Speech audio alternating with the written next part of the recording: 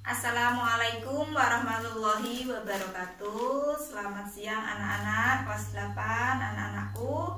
Semoga kalian selalu sehat, selalu dilindungi oleh Allah. Amin. Oke, jumpa lagi dengan Bu Ani ya. Kemarin di pertemuan pertama untuk tugasnya, untuk materinya sudah kalian kerjakan. Meskipun ada beberapa anak yang sampai sekarang belum mengumpulkan. Ya, masih saya tunggu, tidak apa-apa. Ya, masih saya beri tenggang waktu, masih saya beri ampun. Tapi untuk pertemuan-pertemuan selanjutnya, kalau tidak mengumpulkan tugas dalam jangka waktu yang sudah saya tentukan, resiko ditanggung oleh kalian. Oke, sudah saya peringatkan. Ya, langsung saja untuk pertemuan kedua ini kita masih akan membahas tentang teks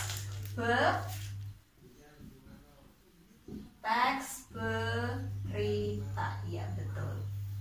Nah, di materi dalam Google Classroom yang sudah Bu Ani upload kemarin, sudah Bu Ani upload beberapa definisi tentang teks berita, pengertian, syarat-syarat berita yang baik, ciri-ciri berita, dan lain-lain ya. Pasti ya, tentunya harus sudah dibaca. Kita ulangi lagi untuk pertemuan kedua ini. Berita, ya, sudah tidak asing lagi saya yakin. Berita adalah merupakan informasi, ya, informasi yang disampaikan oleh orang, ya, seseorang kepada khalayak umum, yang biasanya isinya itu berupa hal-hal yang lagi hangat diperbicarakan atau diperbincangkan, itu berita. Gitu. Itu untuk pengertian berita. Nah, selain pengertian berita, adapun ciri-ciri berita, atau adapun sebelum ke ciri-ciri ya, kita bahas dulu tentang fungsi dari berita.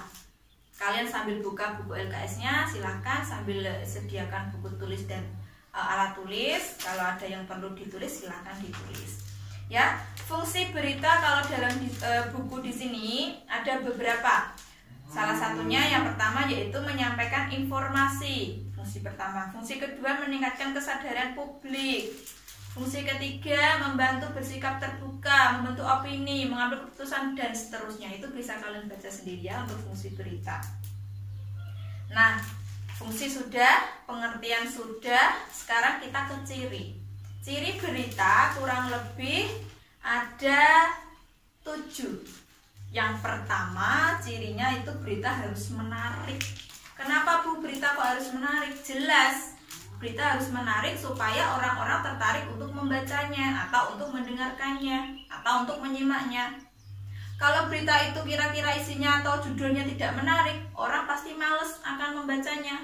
Jangankan membaca, melirik aja males. Ya, jadi dari judul berita itu harus sekiranya itu bisa menarik orang supaya melihat, membaca atau menonton. Gitu.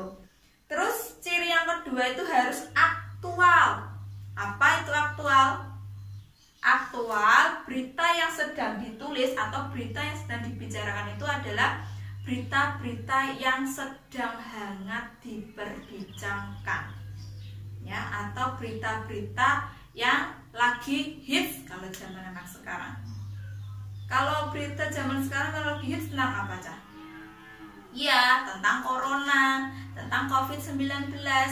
Ya, di mana-mana, di HP, di sosial media, di TV, di radio, semua membicarakan tentang corona. Karena memang corona atau COVID-19 memang menjadi topik yang sedang diperbincangkan oleh seluruh dunia, tidak hanya di Indonesia tapi di seluruh belahan dunia. Gitu. Itu harus aktual. Terus ciri yang ketiga harus faktual. Apa itu faktual? Faktual itu artinya terpercaya. Berita isinya harus bisa dipertanggungjawabkan. Bayangkan saja kalau misalnya kita membuat berita hoax, ya, berita yang mengada-ngada, tidak sesuai dengan apa yang terjadi di lapangan, atau tidak sesuai dengan kenyataannya sebenarnya. Apakah itu bisa dipertanggungjawabkan? Harus dipertanggungjawabkan, Cah. Maka dari itu, ciri penting dari berita itu harus harus faktual atau terpercaya atau benar-benar terjadi dan bisa dipertanggungjawabkan. Ciri yang keempat, diterima di masyarakat. Berita juga bisa diterima di masyarakat. Karena sasaran berita itu kan bukan diri kita, Cah. Tapi sasaran berita itu adalah orang banyak, khalayak umum, ya masyarakat itu tadi. Terus yang kelima, jelas. Berita itu harus jelas, dari bahasanya jelas, supaya tidak menimbulkan maksud lain atau maksud ganda. Jadi harus jelas. Terus yang keenam, kalimatnya harus sederhana. Supaya apa kalimatnya sederhana?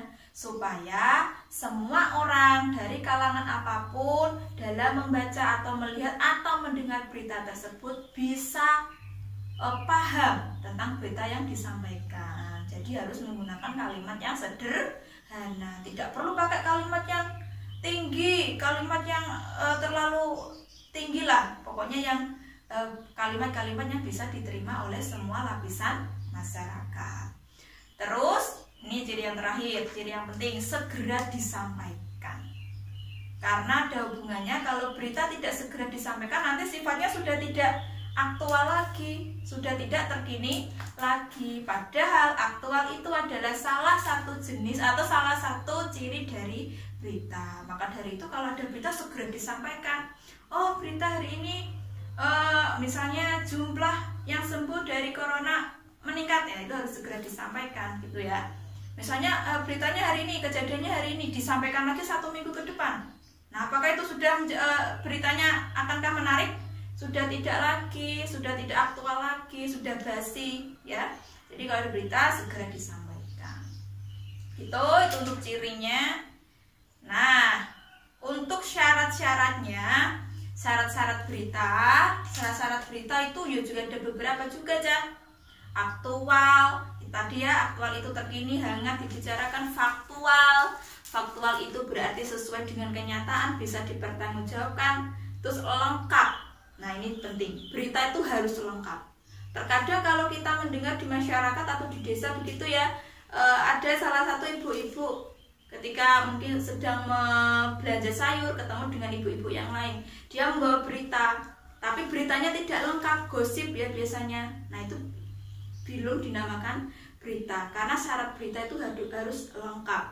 Misalnya kemarin ada kecelakaan di sini, korbannya ini, orang ini, keadaannya begini. Nah, itu harus lengkap, itu baru dinamakan berita. Kalau berita itu separuh-separuh, misalnya kecelakaan di kene misalnya ya, terus sing kecelakaan mati tahu rep, saya pakai bahasa Jawa ya, tidak apa-apa ya, mbok gak dengar. Nah, mbok gak dengar itu artinya beritanya lengkap apa tidak? Tidak, itu belum dinamakan berita. Kalau berita itu syaratnya harus lengkap. Kalau misalnya dapat beritanya belum lengkap, apakah boleh dikeluarkan misalnya? Ya boleh, tapi itu belum masuk syarat berita, begitu.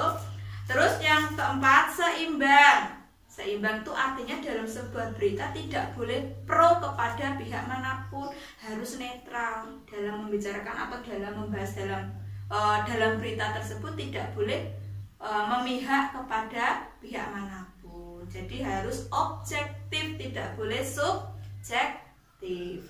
Terus menarik, itu tadi yang sudah Bani sebutkan di atas tadi, menarik. Berita harus menarik supaya orang ingin membacanya, ingin mendengarnya gitu. Terus yang terakhir, sistematis. Syarat berita itu harus sistematis, harus urut, harus runtut, harus baik ya. Tidak boleh benjat-benjat atau tidak boleh sekarepe dhewe misalnya. Jadi harus urut, di mana, kapan kejadiannya, korbannya bagaimana keadaannya, terus kelanjutannya bagaimana. Jadi itu harus urut. Nah, hubungannya dengan itu, sekarang kita membahas tentang unsur berita. Ini juga tidak asing, Cah, saya yakin, unsur berita. Sudah pernah mendengar, Bani yakin kalian sudah pernah mendengar, di mata pelajaran bahasa Inggris juga nanti ada ini, yaitu ada 6. Kita menyingkatnya biasanya 5W plus 1H. Ini adalah unsur berita. Apa aja tuh 5W 1H? yang pertama, W yang pertama, yaitu what. Yang kedua, when. Yang ketiga, where. Yang keempat, where. Yang kelima, who. Dan H yang pertama, H momen satu ya, hanya yaitu who. Nah, betul. Jadi singkatnya, kalau disuruh menyebutkan atau disuruh menjelaskan unsur berita itu apa saja, 5W1H. Tapi 5W-nya juga harus bisa dijabarkan apa aja. What, when, where, why, who. Ya. What itu artinya apa. When itu kapan.